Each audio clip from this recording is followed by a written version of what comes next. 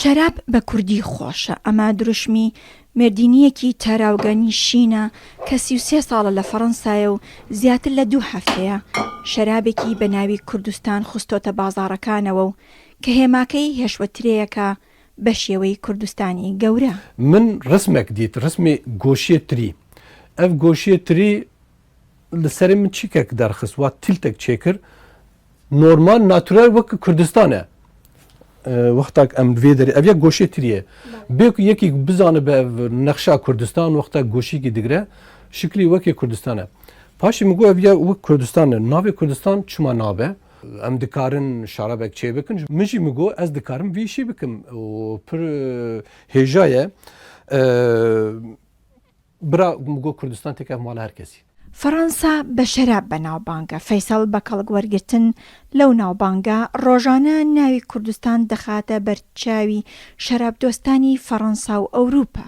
پرۆژە ئەڤە دەستپێکە vê gavê min 5,000 sipariş daye min etîket stendiye hazir e 5,000 bes rezerva min jî heye heta 20,000 me bi devkî me li hevdû kiriye heta ez nebêjim na nikarin bifroşin ew 20,000 pişxwe kapasîta ev qesir jî 100,000 e yani 100,000 zêdetir nikarin çêkin yani heta 20,000 ez ê bikaribim çê bikim bes ez ê tenê li vira nesekinim helbet.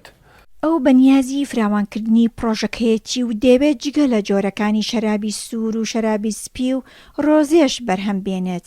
فەیسەڵ بە یارمەتی دامەزراوەی نیمچە حکومی هاوکاریکردنی کۆمپانیا بچووەکان کۆمپانیاکەی دامەزراندووە و لە بە بازاڕکردنی شەرابی کوردستان هاوکاری دەکرێت. Donc c'est un hôtel d'entreprise qui s'appelle donc la station.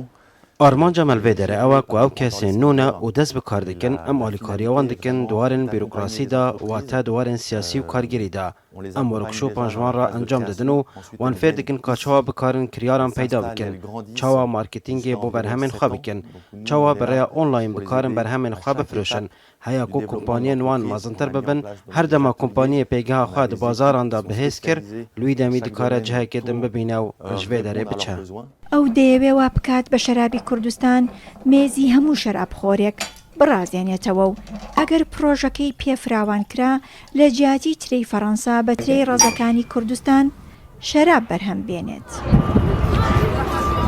فەڕەنسی گوتنی گەر نان و شەراب و پەنیرت هەبێت ئەوە ژیان تەواوە. لە ناوجەرگەی فەڕەنسا فەیسەڵ شەرابی فەڕەنسی بە ناوی کوردستان بەرهەم دەهێنێت.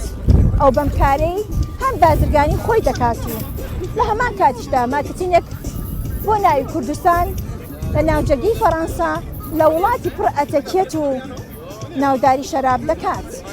ئاڵاشاڵی ڕوودا و پاریس.